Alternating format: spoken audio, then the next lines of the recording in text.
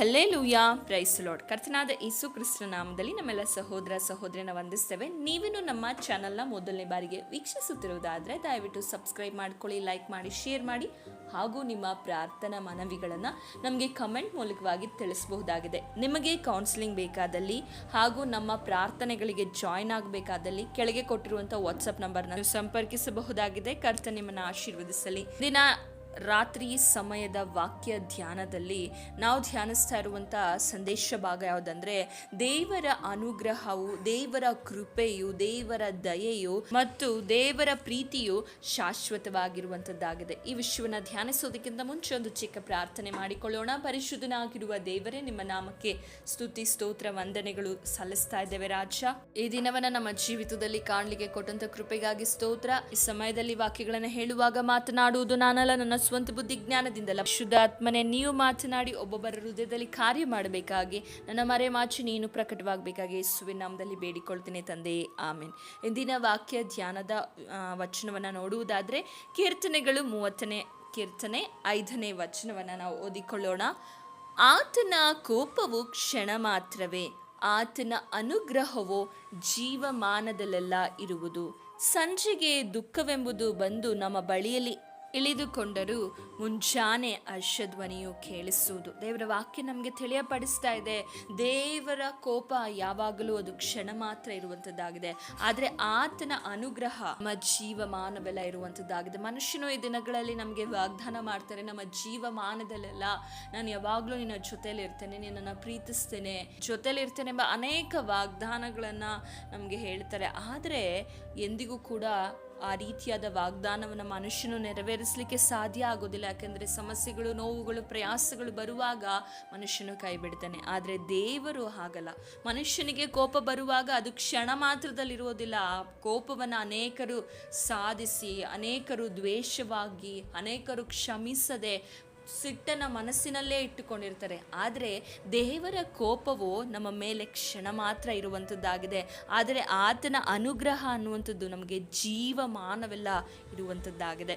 ಸಂಜೆಗೆ ನಮ್ಮ ಬಳಿಯಲ್ಲಿ, ಈ ಸಮಯದಲ್ಲಿ ನಿಮ್ಮ ಬಳಿಯಲ್ಲಿ ದುಃಖ ಎಂಬುವಂಥದ್ದು ಇಳಿದುಕೊಂಡಿರಬಹುದು, ಆದರೆ ದೇವರ ವಾಕ್ಯ ಹೇಳ್ತಾ ಇದೆ, ಈ ಸಮಯದಲ್ಲಿ ನಮಗೆ ದುಃಖ ಅನ್ನುವಂಥದ್ದು ಇರಬಹುದು, ಆದರೆ ದೇವರನ್ನು ಆಶ್ರಯಿಸಿಕೊಳ್ಳುವಂಥ ಭಕ್ತನಿಗೆ, ಯೆಹೋವನ ಭಕ್ತರಿಗೆ, ಆತನನ್ನು ಕೀರ್ತಿಸುವಂಥವರ, ಆತನ ಪರಿಶುದ್ಧ ನಾಮವನ್ನು ಕೊಂಡಾಡುವಂಥವರ ಜೀವಿತದಲ್ಲಿ ದೇವರು ಮುಂಚಾನೆ ಹರ್ಷ ಧ್ವನಿಯನ್ನು ಕೇಳಿಸುವ ಹಾಗೆ ಆತನು ಕಾರ್ಯ ಮಾಡುವ ಆತನಾಗಿದ್ದಾನೆ. ಈ ಸಮಯದಲ್ಲಿ ನೋವಿನಿಂದ, ವೇದನೆಯಿಂದ, ಸಂಕಟದಿಂದ ಈ ರಾತ್ರಿ ಸಮಯದಲ್ಲಿ ನೀವು ಮಲಗಲಿಕ್ಕೆ ಸಾಧ್ಯವಾಗದೆ ಕಣ್ಣೀರಿನಲ್ಲಿ ಇರುವುದಾದರೆ ದೇವರನ್ನು ಆಶ್ರಯಿಸಿಕೊಳ್ಳಿರಿ. ಯಾಕೆಂದರೆ ಸಂಜೆಗೆ ದುಃಖವೆಂಬುದು ನಿಮ್ಮ ಬಳಿಯಲ್ಲಿ ಬಂದರೂ ಕೂಡ ಆತನ ಅನುಗ್ರಹವು, ಆತನ ದಯೆಯು ನಮ್ಮ ಜೀವಮಾನದಲ್ಲ ಇರುವ ಕಾರಣ ಮುಂಜಾನೆ ಹರ್ಷ ಧ್ವನಿಯು ಕೇಳಿಸುವಂಥದ್ದಾಗಿದೆ. ಯಾಕೆಂದರೆ ಯಾವ ಸಮಸ್ಯೆಯು ಕೂಡ ನಿಮ್ಮನ್ನು ಮುಳುಗಿಸಲು ಸಾಧ್ಯ ಇಲ್ಲ, ಯಾವ ಸಮಸ್ಯೆಯು ನಿಮ್ಮ ಜೀವಿತವನ್ನು ನಾಶಪಡಿಸಲು ಸಾಧ್ಯವಿಲ್ಲ. ಯಾಕೆಂದರೆ 2 ಕೊರಿಂಥದವರಿಗೆ ಬರೆದ ಪತ್ರಿಕೆ 4ನೇ ಅಧ್ಯಾಯ 14ನೇ ವಚನ ಹೇಳುವ ಪ್ರಕಾರ,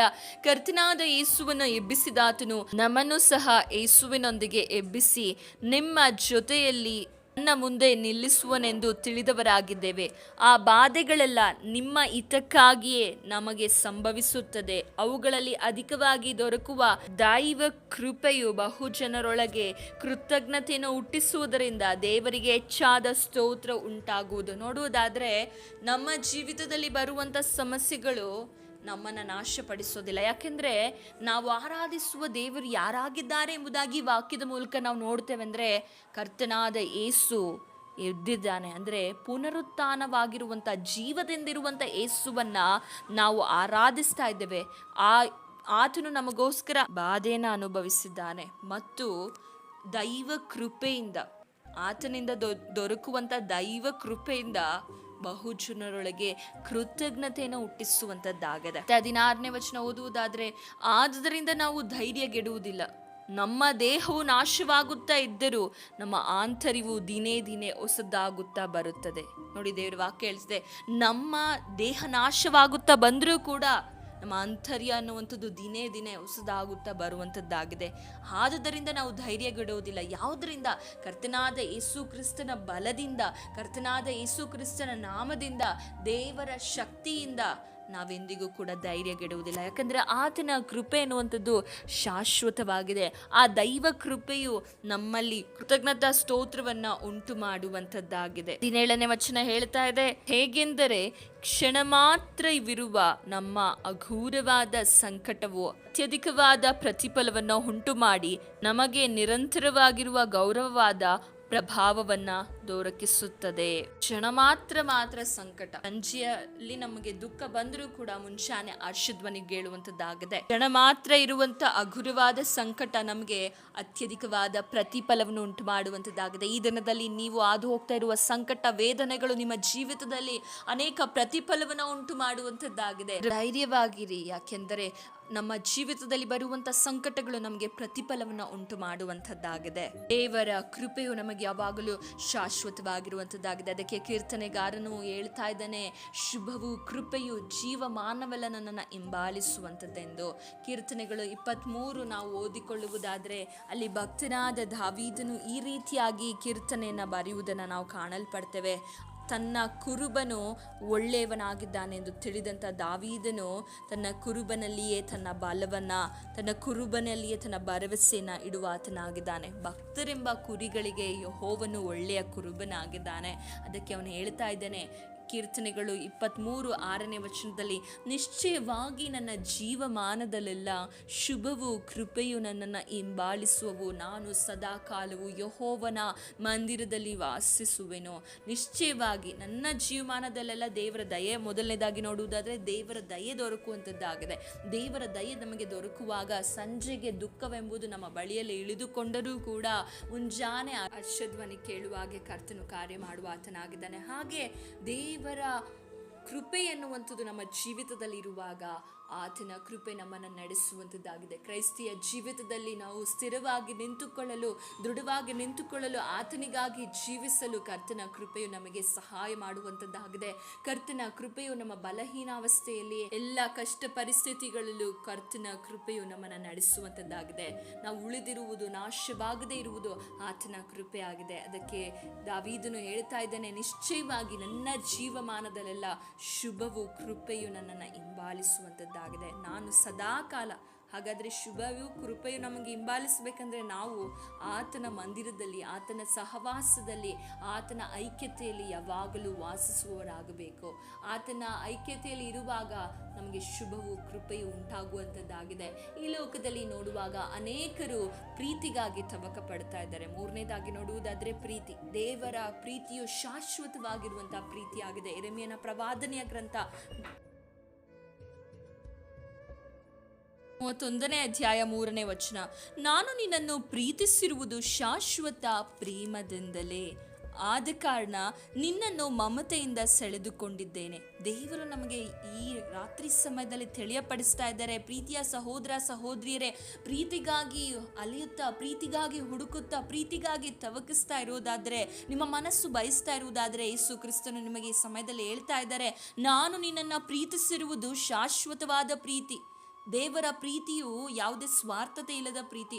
ದೇವರ ಪ್ರೀತಿಯು ನಮ್ಮಿಂದ ಏನನ್ನ ಬಯಸದೆ ಆತನು ನಮ್ಮನ್ನ ಪ್ರೀತಿಸುವಂಥದ್ದಾಗಿದೆ. ನಿಷ್ಕಳಂಕವಾದ ಪ್ರೀತಿ, ಏನನ್ನು ಬಯಸದೆ ನಮ್ಮನ್ನ ಪ್ರೀತಿಸುವಂಥ ಪ್ರೀತಿ, ಎಲ್ಲವನ್ನ ನಮಗಾಗಿ ತ್ಯಾಗ ಮಾಡಿ, ಎಲ್ಲವನ್ನ ನಮಗಾಗಿ ಕೊಟ್ಟು ಪ್ರೀತಿಸಿದಂಥ ಪ್ರೀತಿ ಯೇಸು ಸ್ವಾಮಿಯ ಪ್ರೀತಿಯಾಗಿದೆ. ಈ ಲೋಕದ ಪ್ರೀತಿಗಳನ್ನ ಈ ದಿನದಲ್ಲಿ ನೋಡುವುದಾದ್ರೆ, ನಮ್ಮಿಂದ ಏನಾದರೂ ಸಿಗುತ್ತದೆ ಎಂಬುದಾಗಿ ನೋಡುವುದಾದ್ರೆ ಪ್ರೀತಿಸ್ತಾರೆ. ನಮ್ಮಿಂದ ಏನೋ ಒಂದು ಪಡ್ಕೊಳ್ಳುವವರೆಗೂ ನಮ್ಮನ್ನು ಪ್ರೀತಿಸುವ ನಾಟಕಗಳನ್ನು ಆಡ್ತಾರೆ. ಈ ಲೋಕದಲ್ಲಿ ಅನೇಕ ಯವನಸ್ಥರು ಈ ದಿನಗಳಲ್ಲಿ ಬಾಧೆಗಳಲ್ಲಿದ್ದಾರೆ. ಯಾಕೆಂದರೆ ಅವರ ಪ್ರೀತಿಗಳೆಲ್ಲ ಸ್ವಾರ್ಥವುಳ್ಳ ಪ್ರೀತಿ. ಏನನ್ನೋ ಪಡೆದುಕೊಳ್ಬೇಕು, ಏನನ್ನೋ ಸಿಗಬೇಕು ಅವರ ಜೀವಿತದಲ್ಲಿ ಎಂಬುದಕ್ಕಾಗಿ ಪ್ರೀತಿಸ್ತಾರೆ. ಆದರೆ ದೇವರ ಪ್ರೀತಿಯು ಆ ಪ್ರೀತಿಯಲ್ಲ.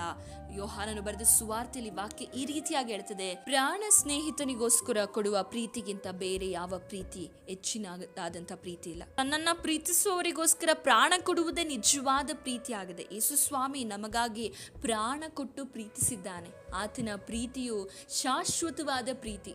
ಇವತ್ತು ಇದ್ದು ನಾಳೆ ಹೋಗುವ ಪ್ರೀತಿ ಅಲ್ಲಲ್ಲ, ಅಥವಾ ಏನೋ ನಮ್ಮಲ್ಲಿ ಕೊರತೆ ಬಂತು, ಏನೋ ನಮ್ಮಲ್ಲಿ ಬೇಡವಾದ ಕಾರ್ಯಗಳು ಬಂತಂತೆ ದೇವರ ಪ್ರೀತಿ ಬದಲಾಗೋದಿಲ್ಲ. ಯಾಕೆಂದರೆ ನಾವು ಭಕ್ತಿಹೀನರಾಗಿದ್ದರು, ನಾವು ಪಾಪಿಗಳಾಗಿದ್ದಾಗಲೇ ನಮಗೋಸ್ಕರ ಪ್ರಾಣ ಕೊಟ್ಟು ಆತನು ಪ್ರೀತಿ ಮಾಡಿದ್ದಾನೆ. ದೇವರ ಪ್ರೀತಿಯು ಹೇಳಿಕೊಳ್ಳಲು ಸಾಧ್ಯವಾಗೋದಿಲ್ಲ. ಹಾಗೆ ನಮ್ಮ ಜ್ಞಾನಕ್ಕೂ ಮೀರಿದಂಥದ್ದಾಗಿದೆ ದೇವರ ಪ್ರೀತಿ.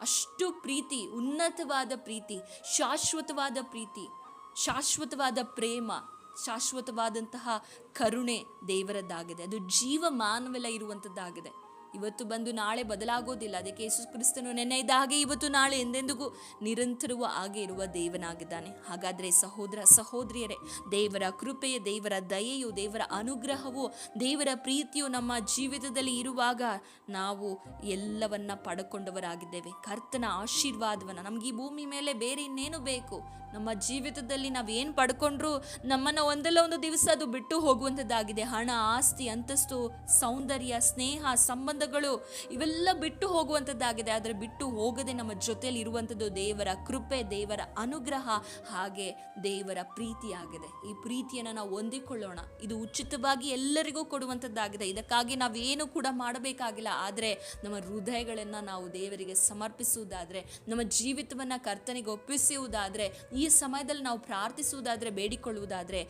ಆತನು ನಮ್ಮ ಜೊತೆಯಲ್ಲಿದ್ದು ಕಾರ್ಯ ಮಾಡುವ ಆತನಾಗಿದ್ದಾನೆ. ಪ್ರಾರ್ಥನೆ ಮಾಡೋಣವಾ? ದೇವರ ವಾಕ್ಯದ ಮೂಲಕ ನಿಮ್ಮನ್ನು ಆಶೀರ್ವದಿಸಲಿ. ಪರಿಶುದ್ಧನಾಗಿರುವ ದೇವರೇ, ಕೊಟ್ಟ ವಾಕ್ಯಗಳಿಗಾಗಿ ಸ್ತೋತ್ರ. ಹೌದು, ನಿನ್ನ ಅನುಗ್ರಹ, ನಿನ್ನ ದಯೆ, ನಿನ್ನ ಕರುಣೆ, ನಿನ್ನ ಪ್ರೀತಿ ನಮ್ಮ ಜೀವಿತದಲ್ಲಿ ಯಾವಾಗಲೂ ಇರುವುದಕ್ಕಾಗಿ ಸ್ತೋತ್ರ.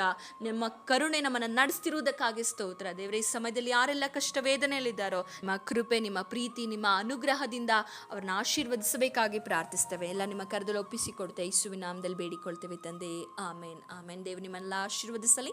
Thanks for watching. God bless you.